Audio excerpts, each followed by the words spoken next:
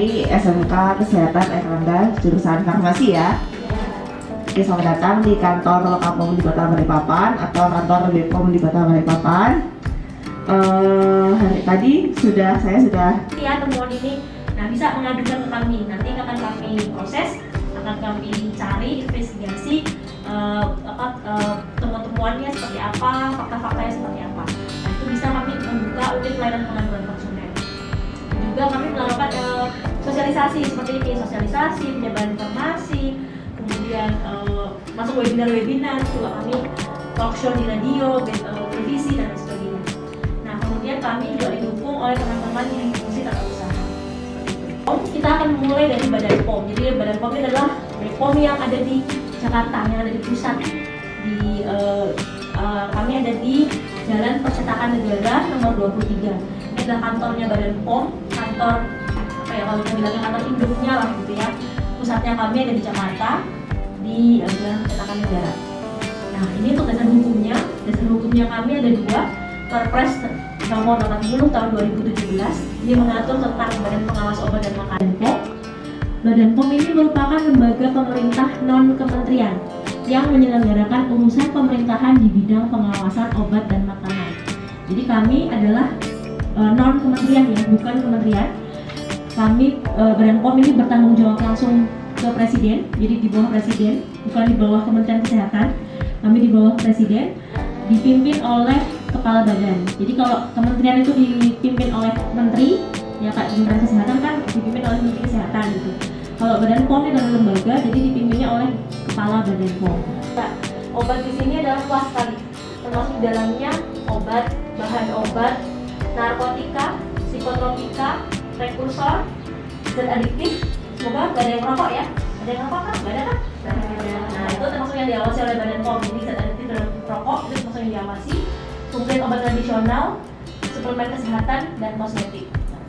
Badan POM ini kan merupakan kota yang strategis ya. Ada minyak di sini, ada dekat IKN lagi kan.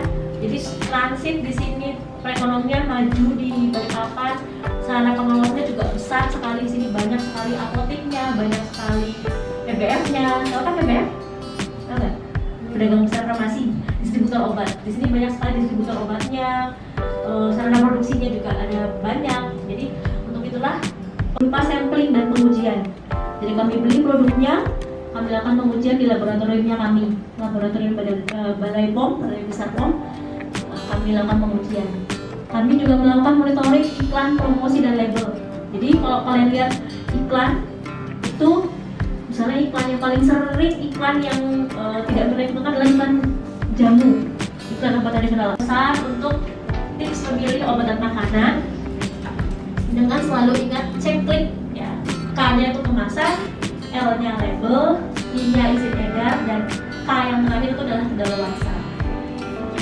Nah, kemasan yang pertama yaitu pastikan kemasannya dalam jabatan kayak melindungi itu misalnya orang yang kita laporkan, produk yang kita laporkan kayak keberatan melapor atau gimana? Saya ingin bertanya, sebelum beberapa waktu yang lalu sempat viral tentang sirup obat gitu. Itu kan ada yang mengandung pelarut yang propylene glikol dan mengandung IJ yang melibatkan ambang batas yang berlebihan. Saya ingin bertanya, produksi yang sudah diklaim ditarik sama BPOM itu diapakan, apa disita atau dibuang untuk produksi yang sudah terlanjur jadi sekian produksi? Kita melihat itu dari skincare yang belum terdaftar di BPOM atau yang Merkuri itu, soalnya kan sekarang lagi banyak skincare yang kita sendiri ragu untuk pakai karena nggak ada nomor BPOM.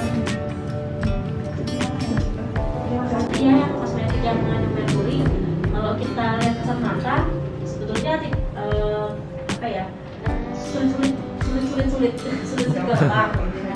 Jadi kalau untuk pengujiannya, untuk memastikan betul ada merkurinya atau tidak, itu harus uji lab. Jadi kalau mungkin ada yang pernah baca tips and triknya yang digosok pakai cincin emas, nah itu tuh belum bisa dipastikan sebetulnya. Jadi harus dilakukan di uji lab. Perkenalkan, nama saya Vera Syahna. Saya ingin bertanya, jika ada sebuah produk yang ketahuan menggunakan bahan yang berbahaya pada produk yang dia buat, itu kan otomatis produk tersebut akan disita oleh pihak yang berwenang. Dan saya pertanyakan, apa namanya, orang yang buat produk tersebut itu akan dihukum dengan cara dipenjara atau dilarang untuk memproduksi lagi?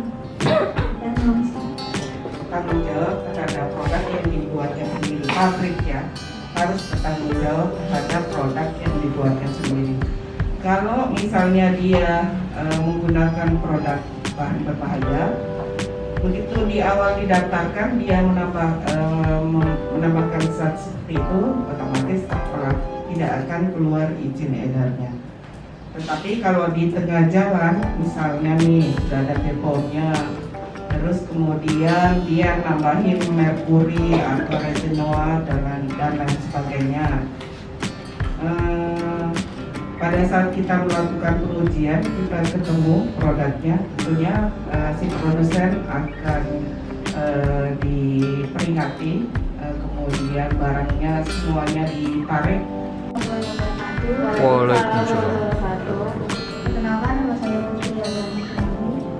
Saya ingin bertanya, misal satu produk dinyatakan terlarang dan sudah disita oleh pihak BPOM, tapi masih ada produk itu terkeluar, belum masih dijualbelikan di tempat lain. Tapi bukan hanya di tempat itu, tapi di macam-macam tempat. Gimana sih cara BPOM untuk menghentikan secara serentak untuk menjadikan produk itu keluar lagi? Terima kasih. Dari permintaan pasti disediakan. Jadi cara yang kita tempuh biasanya kita yang seperti ini, kita edukasi masyarakat untuk supaya tidak membeli. Tapi kalaupun juga dia masih ada, sebenarnya ada tim kami yang melakukan pemantauan, tim cyber namanya, tapi dia akan berjalan di dunia maya, dia melihat online penjualan online, kemudian kita lakukan pemantauan.